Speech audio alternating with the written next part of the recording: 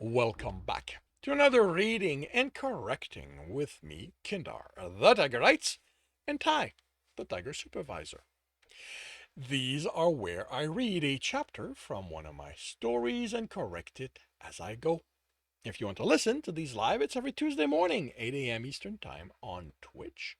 And if you want to support me, that is on my Patreon. Today we are doing chapter 37 of Breaking Step. The cheers that went up, the cheers that went up as Tibs reached the bottom of the stairs nearly sent him back up, anger flaring. How could they be happy to see him after what he'd put them through? How he'd made them nothing but infantry in his game against. Oh, I know how to make this make okay. In his game of conquest against the guild, they'd all become expendable in achieving his goal. I don't know if it's been made clear, but I will have to fix it. Infantry is the pawn in the game of conquest. So he put a foot before him, forcefully heading to his stable, fist and teeth clenched. Someone slapped his back, and Tibs bristled as she expressed how happy she was he was better. How happy he was better. And what? Bristled as she expressed how happy she was. He was better. He shouldered a man aside as he placed a hand on Tibbs' shoulder, the smile promising yet another show of support, and Tibbs spun to face the tables and yelled, "What the fuck is wrong with all of you?" That silenced the room, only for the conversation to restart as he headed for his team's table again. To restart again as he headed for his team's table, subdued but still about him. What did it take for them to stop? Fire would do it, he thought. The thought popped up and Tibbs hesitated before pushing it back down. It would, but as angry as he was, where would he stop? Once there was nothing left of the world? Water would cool his anger, make all this bearable, but how would he stop himself from going too far in that direction also? Yes, it made him dangerous to everyone around him, but there had been a comfort in not caring about that. Only, would it still be there? Would he be able to trust that state, knowing what he'd done, almost did, tried to do, hoped to succeed in? How had Jackal survived? "How are you?" Don started. "Don't!" Tibbs snapped, dropping into his seat. "Okay." The sorcerer grinned as he raised his hand in defeat, and Tibbs narrowed his eyes. That had been too easy.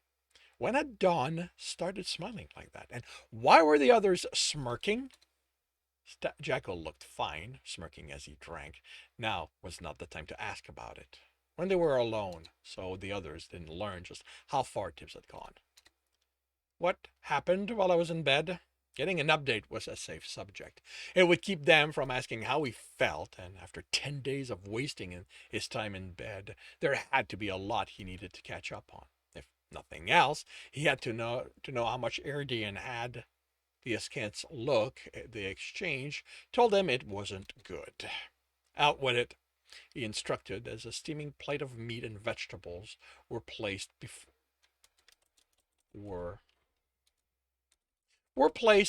him, along with a tankard. "I'm not." The sweet and spicy smell punched through his anger, and his stomach took charge. He moaned as the spices burned his mouth, with the sweetness accenting their bite. Before he knew it, the plate was empty, and Tibbs motioned to Krosef with it. "You should take it easy," Don said as Tibbs finished his ale.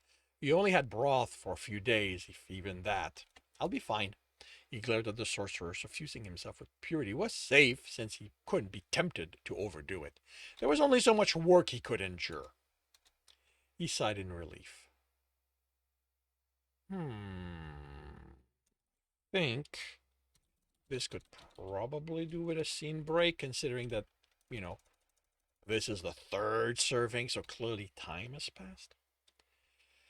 He sighed in relief, pushing the empty third serving, and leaned back in his chair.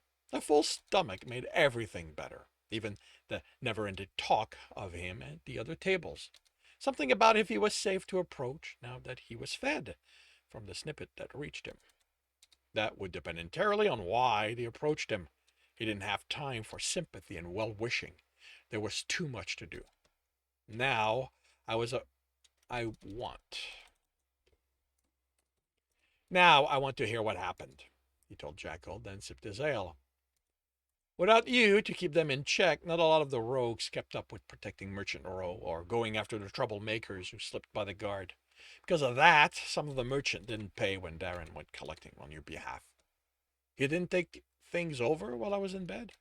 Me and Quigley did, the fighter replied, and we kept the other runners doing the patrols, but rogues don't take well to brutes ordering them about, and if someone slips by the guards, it's not going to be the fighters and archers who catch them. What's the damage? Darren will have the detail, Jekyll said, but there's been break-ins and breaking of stuff. Just wanton breaking. The big stuff stopped. The guards don't let anyone planning on burning buildings through anymore, and no one died for my father's revenge, but small, sneaky stuff keeps on happening without the rogues to stop them. Tibs ground his teeth. Of course, the town's trouble wouldn't stop because he was wallowing in misery. Tibs? Mez asked. I'm fine, he growled. I'd be more convinced if your teeth parted to say that. He glared at the archer, then forced himself to unclench.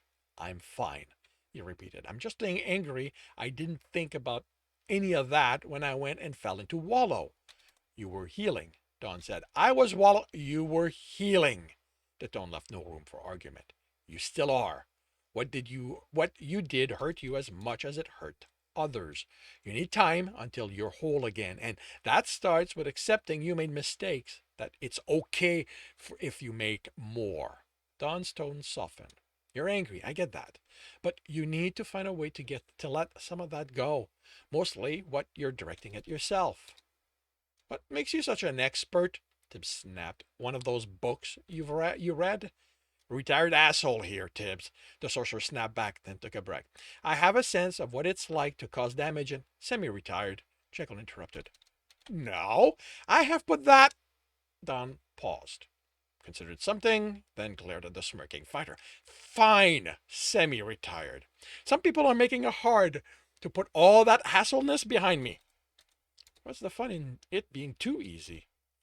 The sorcerer bit back and limited himself to glaring some more at Jackal. He looked at the others. Just how do you put up with him? That, Commodore answered, is a question all of time shall never be able to answer. Despite himself, Tibbs smiled. Look, Tibbs told the assembled runners, you can't just walk away from the work you agreed to do. You did, Sarsan replied sharply. I was healing, Tibbs said through clenched teeth yet again. Like there aren't potions to do that with, she replied. I didn't sign up to work for the merchants. I'm a rogue. I run the dungeon, then I have fun. Running after troublemakers, this should be one word, right? Troublemakers isn't as fun as you made it sound like. As you first made it sound like. Ice would be so nice right now. It might lead to her encased in the stuff, but at least he wouldn't have to deal with this headache she was giving him. Somehow, there was only so much Purity did when the cause was constant. Just to be clear, he said, you are done helping. She'd been one of the better urchins he'd helped, among the first to reach Upsilon, and eager for the assistance and equipment when a piece of was available for her or someone on her team. You want to go back to only being a runner and relying on the guild to make sure you have training and equipment you need to survive the dungeon. She snorted. I don't need them any more than I need you. The uncertainty among the other rogues comforted Tibbs more than the smirk from the fighters, archers, and sorcerers. Maybe they, more than the others, had needed the reminder that his help didn't come for free. Didn't come for free. Yeah, didn't come for free, even if the price wasn't in coins. All right. Those who aren't interested in helping keep Merchant Row safe, tell me, and I'll make sure everyone knows not to call on you going forward. Sarsan stepped forward with 5 other rogues. Three of them stepped back when they noticed how few of them had moved. A sorcerer joined them, then, after considering it, an archer. The loss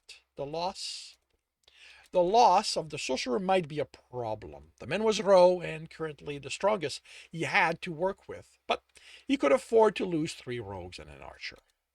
Considering how many teams had graduated to Upsilon while he was in bed, he might be able to replace them quickly. What's to say you aren't going to vanish again? The baker demanded. This was surprised at her tone. She was normally a nice, reserved woman, quick with a smile and the smell of baked bread clinging to her. But she had been the target of more attacks while Tibs was more incapacitated than the other merchants. While her hazelnut-colored eyes didn't show it, her essence had a faint green tint that meant she had wood as her element, even if it looked no more dense than any of the other townsfolk. He didn't know if it was why she was such an amazing baker, but Tibbs loved stopping by her shop for a treat, and he hated that she'd been targeted like that. I'm going to vanish again, Tibbs snapped, surprising himself and the merchant assembled. I'm a runner, he steadied his tone. Eventually, the dungeon will eat me. But I'm arranging things so there will be others to continue running things when that happens. So you're all kept safe. The gasp at this statement and looks of disbelief reminded him that as townsfolk, they weren't as aware of death as he was. They believed it happened, but to others, until they were confronted with it directly. He'd had to fight for survival on a daily basis back on his street, and now each time he stepped inside Stowe. I'm sorry you were hit harder by this, he told the baker. I'll do everything I can to make it up to you. He wanted to replace everything she'd lost, but Diana had stopped him. It wasn't the coins themselves that were the problem, the merchant explained. It was the revelation he had so much. Tibbs had made sure to ask for no more than what he needed to run his operation. As far as the other merchants knew, every coin he received from them went back into equipping the runners that helped him, training more who now kept the row safe.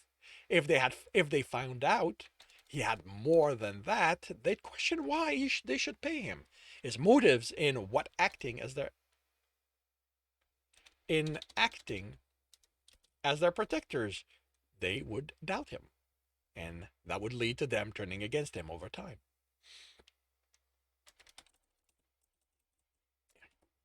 So Tibbs wouldn't simply buy everything she needed for her business to return to where it had been before he wallowed in bed. He wouldn't even use any of the coins he had left from the sale of the lake for it. The nobles and his nightly training would be where he got the funds to slowly make it up to her. He looked at the others. I will do all I can to make it up for failing all of you. For failing all of you. It wasn't like the nobles would notice a few more silvers if a new It wasn't like the nobles would notice if a few more silvers went missing each night. Jekyll, Tibbs called as he headed for the fighter leaning against the inn's bar, speaking with one of the servers. What can I do? The fighter asked, turning from her. The question stuck in his throat. It wasn't that someone might overhear. The inn was empty, and with the server heading for the kitchen, it was only the two of them at the bar. This was the best time to ask, short of pulling the fighter in an alley. It stuck again, and Tib swallowed. I'm heading for training. Let Korsef know I might be late to eat. Okay, Jekyll replied as Tibbs turned and headed for the door. Had that been suspicion in the fighter's voice? Or had he accepted the reason like he did so many things Tibbs told him?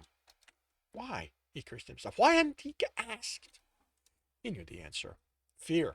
Fear that Jekyll might not have an answer for him, that the fighter might not know how he'd survive. It seemed far-fetched, but what would he do if he found out it wasn't the fighter's planning that saved him, but Tibbs miscalculating? That if he'd simply been slightly better, he would have succeeded. He preferred being able to believe Jackal had outsmarted him. Why? Tibbs demanded as the etching fell apart. Why the fuck doesn't it just work? Alistair watched him, lips curling up. Tibbs had tried not to let on he wasn't iced anymore. He'd arrived calm. He'd approached his training systematically. But unlike before, when something went wrong, he hadn't been able to study what happened, make careful changes, and have it go wrong over and over until he got it right. Now, Tibbs got frustrated, and his teacher was amused by it. The wave of the hand launched a torrent of water at Alistair, catching him sufficiently by surprise that he sputtered water when it hit. Feeling better? His dripping teacher asked, still smiling. Yes, Tibbs reluctantly admitted. The water moved out of Alistair and hung between them, out of Tibbs's control. Then, how about you try again? And this time, don't take for granted that the easy progress of working with one arcanist.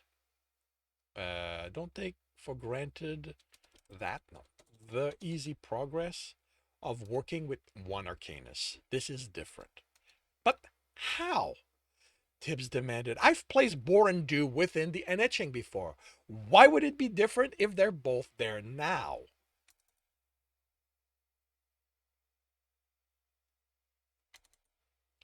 I've placed both Door and Do within their own etching before. Why would it be different if they're both there now?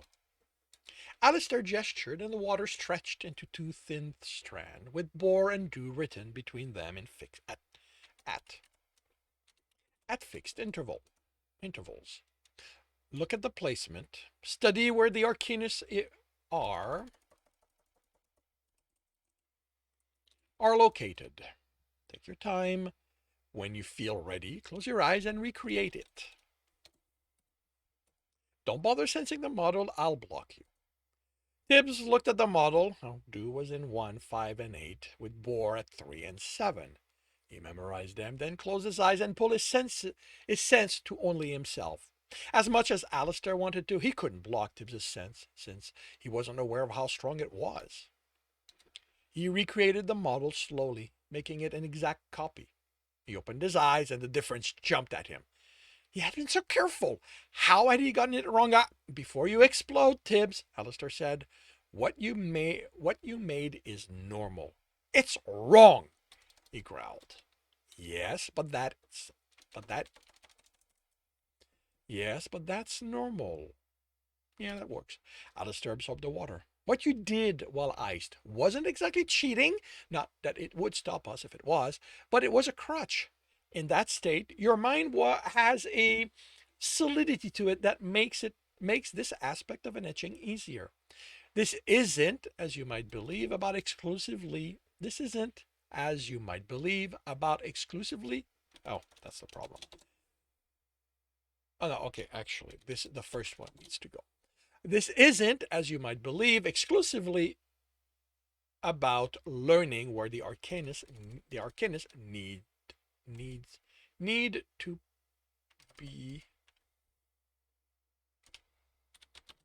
to be placed. It's about giving you an instinct for how they will interact within the etching and each other, so that when you master them, you won't have to think about placing them. You'll know what one, two. Oh, yeah, that's where. You'll know what two placed next to each other, next to the other, and 3 for the next causes.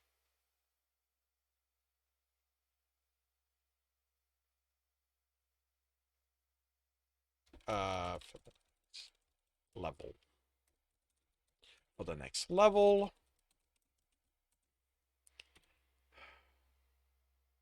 causes the etching to do.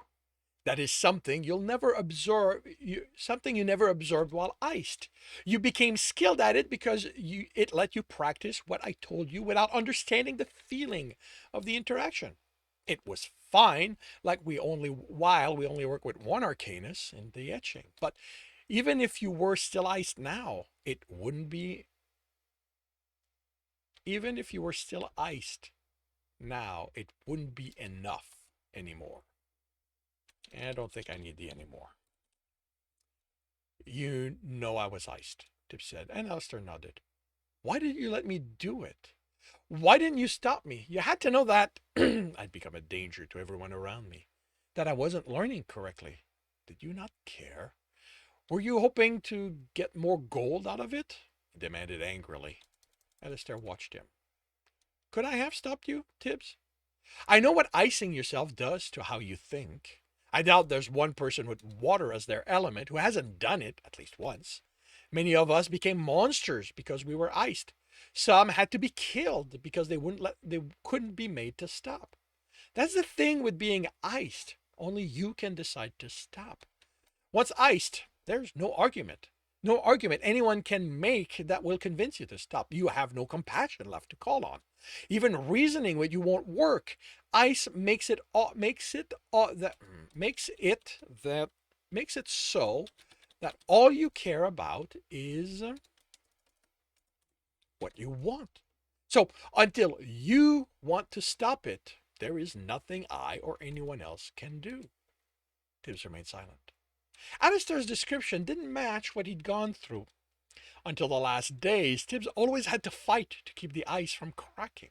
Anytime he became angry, the cracks appeared. The angrier he was, the bigger they were. It was how Jackal had shattered the ice, gotten Tibs to be driven by anything but rage until he had nothing left, not even a brother. Was it because he had other elements to push against the ice?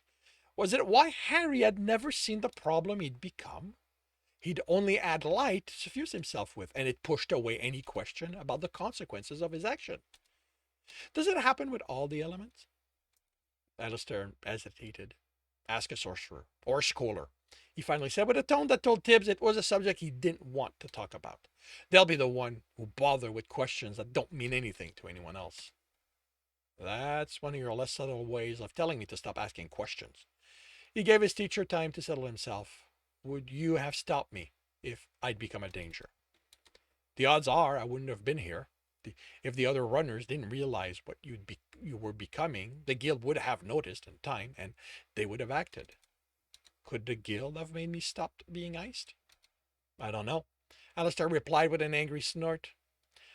He took a breath. The guild has access to more resources than I know exist.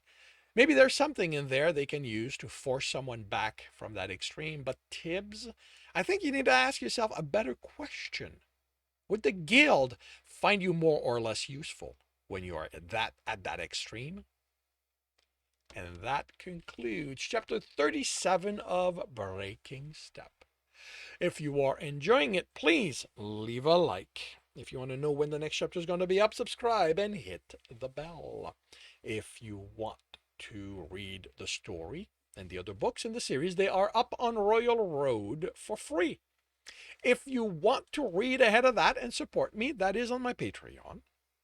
And if you want to listen to these live, it's every Tuesday morning, 8 a.m. Eastern Time on Twitch. The links are in the note. And with that, I shall wish you a good day.